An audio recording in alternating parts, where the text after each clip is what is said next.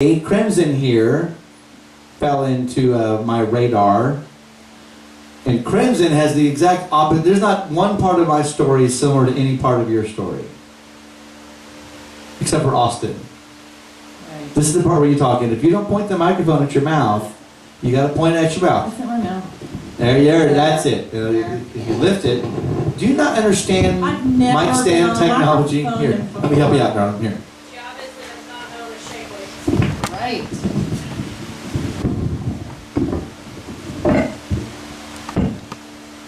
There. That's better. There. Can you all hear me? Even up there? Can you hear me up there? Yes. Good. Make sure it travels. Not just the deaf people in the front. I want everyone to hear me. Up there in the mezzanine. Yeah, I got a message on Facebook from our friend, used to live Leslie over, Hawthorne. Yeah, Leslie Hawthorne saying, hey Lee, I have a friend who was looking for someone who... Someone to publish her. Someone who knows about He goes, publishing. oh, I can't publish you, but we can talk about writing. Yeah. And so I meet her over coffee one time, and well, first of all, I had to get over the shock that I thought she was using a made-up name. Like, Crimson? For real? I don't really wish a real name. That happens. That's her real name. She's a child of hippies. And then she was very casual. She says, well, I've got this 80,000 word novel and this other thing I've done. And by then you'd finished. I'd had about 300,000 words in my 10,000 hours. So your background before, you were in pharma sales, right? Originally, I had an MFA in English. Really? That's my foundation. So I met Larry McMurtry. That's right. Thought I wanted to be a writer, and that all I needed was an MFA. So I wrote my first half novel. And that was when? Let's see, 94. And then he was very kind and generous to edit it. And, Really? And he said, What was it about? Archer City, of all places. I was basically just copying what he did. I was going to say, I think that's been done. It's trope. It's trope. Trope. To him especially. So he said, you're a good writer, but you're 21 years old, so I can't imagine you really have much of a story to tell. But you lived out of Austin then, right? You weren't local to here. I'm not originally local, I am now. I'm from Austin. No, but in 94... I met a local and ended up in Wichita Falls. No, but in 94 you were an Austinite. No, I was in Wichita. Really? Oh, 94, I keep thinking 84. That's a big difference. Yeah, 84, I was in elementary school. More than here. So then I abandoned... What, you think that's a lie? I'm just jealous. Then I abandoned all hopes. So wait, you of graduated high school what year? 91. 91, and then, so you went to Texas Tech at Lubbock for a while. Undergrad, yep. And then ended up here, and your husband was from here, so that's what brought you back here, right? So then you start mixing it up with Larry The Mercury Pulitzer Prize-winning novelist. and Recluse, and yeah, and you try to rewrite the Last Picture Show on his watch. Worked the first time. You know, I one time put together a treatment for John Lucas. It was about this guy that is from a little planet taking on enormous extraterrestrial forces. Anyway, go ahead. It didn't work with him either. So then I had a series of jobs, and then landed into a career in pharmaceuticals. And then I was From when, like, the pharma sales was when to when? 98 to 2003. Okay, so when I met you, you've been writing for 4 or 5 years, like hardcore? Yep. So she wrote this book, and she'd written a couple, and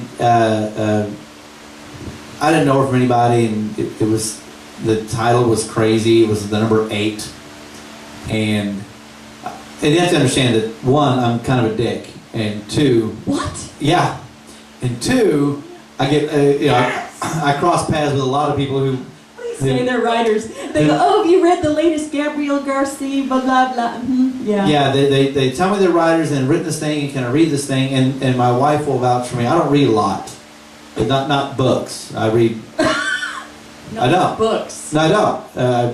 don't have the attention span anymore, and He likes Calvin and Hobbes. yeah, That's the attention span. yeah, and so I was disinclined for a number of reasons to look even at what she had written, and so I didn't.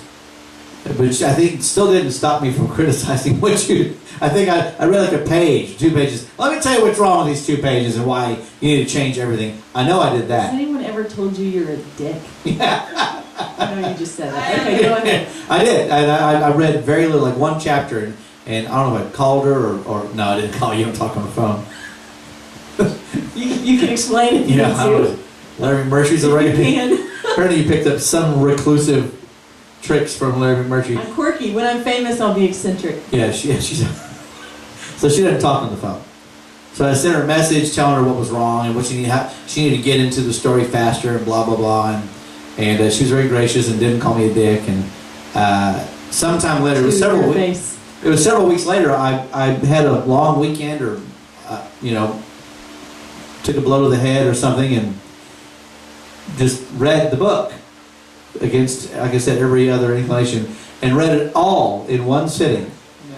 Yes, I did. I read all 300 pages, or however the hell long it was, uninterrupted, and I sent her this long apology saying this is really, really good. And I was embarrassed that this person who's never written a novel should be telling somebody who has what's wrong with hers. So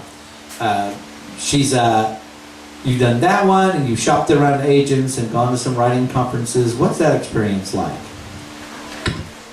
It allows you to strip your ego from your body.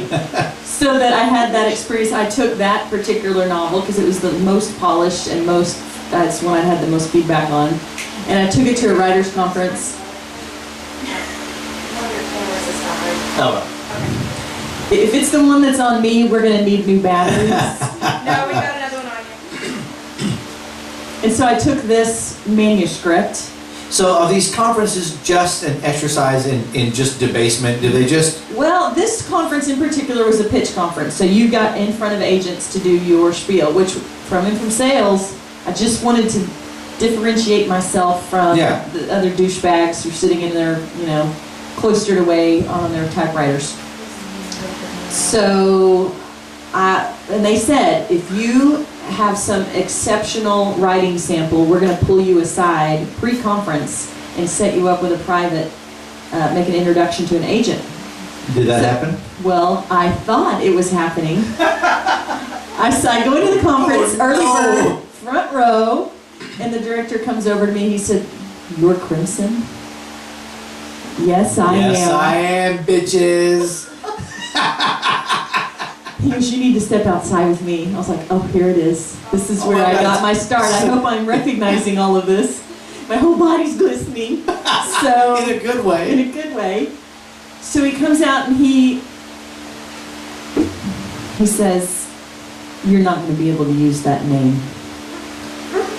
I said, "What name?" Bitches? "Crimson." He goes, "It's totally not believable. No one would pick a silly name like that." I said, "What's my real name?" He goes, "Well, you're going to have to change it." Figure shit out. So yeah, so I'm going to go by White Shannon from now on. I wonder if Lady Gaga got the same spiel. No, sorry. Or Madonna. Talk about trope, that's been used. Okay, so... So okay, I wait. go into the rest of the conference, and there was some tears shed. And you get up and you pitch to everybody, and again, waiting for the clouds to part, and someone to raise their hand and say, "I will represent you." And that didn't happen. You just get ripped to shreds. However, that began, I met a gentleman there who said the same thing you did. He's like, he read a couple parts of my novel, and he said, "This isn't going to work." So... Well, it's just that, goddamn it, some stories take a little time to start. And not everything is going to be resolved before before they roll the opening credits, and so you know exactly what's going to happen the rest of the show. Yep. And she had to. The first chapter had some work to do.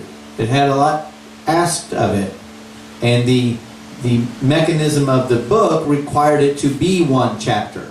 It couldn't be. It's called the exposition. And Well, it's funny you say that. And so I went through a very brutal editing process. I scratched everything. It's easier to lay new foundation and frame up a new house than to refurbish one. So I started from scratch. And every time I showed something and didn't tell it, I got branded on the forehead. And so I wrote this book, and it's rich in dialogue. The editors have read it and have gone through 300 pages like that, except her feedback last week said, we need more exposition. So I've learned my lesson. Wow. And the That lesson script- is balance. And Have you been that- putting license plates? yeah. I bet you put the vanity and vanity Oh, tag there. man. Her second Fourth. complete, well, this is her second novel. No, it's my fourth. I thought, okay, so my mistake. The current one you're working is Scripts, correct? And it's loosely about, It's a fictionalized account yes. of a woman's journey, and she gets entangled in a love triangle in the pharmaceutical industry. Right? You know, sometimes fiction is so close to fact you can't even slide a piece of paper between them. I just made it. I felt like dipping into some horseshit colloquialism. I've been writing a novel. Let me rephrase that. I've been not writing a novel for the last year. I wrote a novel for 4 months, and I've dedicated the last year to not writing the rest of that novel, and I'm killing It. on the not writing part of a novel. And it is, you know, to even say it's a fictionalized version of my life, it's like, It's a memoir. like I literally, not, some of it's made up, but it's just, I changed the names. It's this house, it's these people, it's me, it's my job, it's my stories, it's this town, this fucking town. And you talk about, you know, I'm sure that when you were working on yours, both 8 and Scripts, that it crossed your mind that there would be people close to you who would go, I recognize this character. I think This. that's an early mistake you make. You like switch the letters and the names around, or have Try a to blue wing it. car instead of a green car, and it becomes very Get trapped in obvious. it, yeah. And so I think this go around, I had to be very vigilant about just something completely different. So if my novel has a character who might be reminiscent of Robert Jeffress, how do you unring that bell? I mean, I call the town Riverton, Rivertown. Yeah. Well, I thought about all that, and I went through various drafts where I got further and further away from changing from a red car to a green car. But even I could only get so far away. Like if you're describing this town in any way, geographically, economically, you don't have to do too much before it can only be this town. The way it's situated, what happens here. Hey, Terry.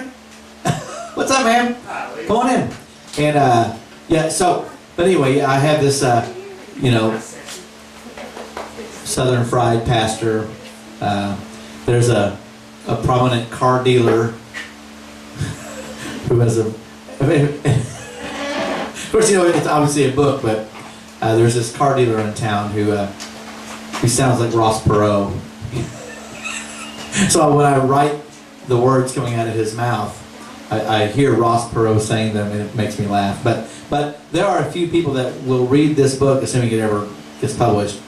There will be people who will go, okay, I know that guy, and then there will be people who will say, oh, that guy's me, and I'll probably have to move, because it's not a love letter to Wichita Falls. It is by any stretch. So, where are you now on this? Are you still shopping 8 around, or is that sort of? So I could just considered all of that practice and self-indulgent therapy. Why don't you e-publish 8? Just get it out there. No, I'm going to go big or go home.